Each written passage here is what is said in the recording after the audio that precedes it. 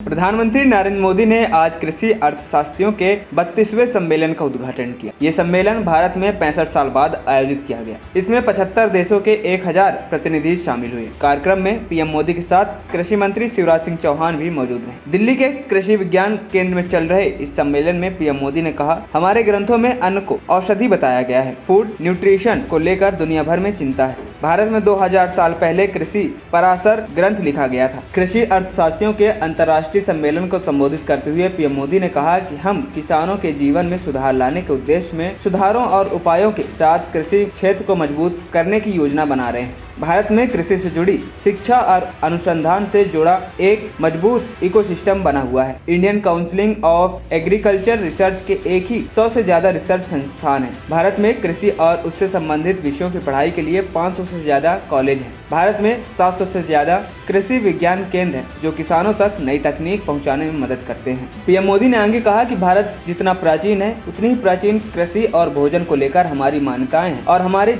अनुभव भी हैं। हमारी कृषि परंपरा में विज्ञान को प्राथमिकता दी गई है। हजारों साल पहले हमारे ग्रंथों में कहा गया कि सभी पदार्थों में अन्न श्रेष्ठ है, इसलिए अन्न को सभी औषधियों का स्वरूप उनका मूल कहा गया है। वहीं कार्यक्रम को संबोधित करते हुए कृषि मंत्री शिवराज सिंह चौहान ने कहा कि प्रधानमंत्री मोदी के नेतृत्व में भारत की कृषि विकास दर दुनिया में सबसे ज्यादा बनी हुई है। उत्पादन बढ़ाने के साथ साथ भारत की चिंता भी रही है कि वो उत्पादन मानव शरीर के लिए भी और मिट्टी के स्वास्थ्य के लिए भी सुरक्षित हो। भारत अब प्राकृतिक खेती पर बल दे रहा है। वहीं पीएम मोदी ने आगे कहा, भारतीय कृषि की एक और विशेषता है कि यहाँ आज भी 6 मौसमों पर ध्यान रखते हुए सब कुछ प्लान किया जाता है। भारत में अगर आप कुछ 100 किलोमीटर की यात्रा करें तो खेती बदल जाती है। ये जो डाइवर्सिटी है, यही ग्लोबल फूड की सिक्योरिटी के लिए भारत को उम्मीद की किरण बनाती है। पिछली बार जब ICAE की काउंसलिंग हुई थी, तब भारत को नई नई आज़ादी मिली थी। तब भारत के पास एक चैलेंजिंग टाइम था, लेकिन आज भारत एक फूड सप्लायर देश बन चुका है।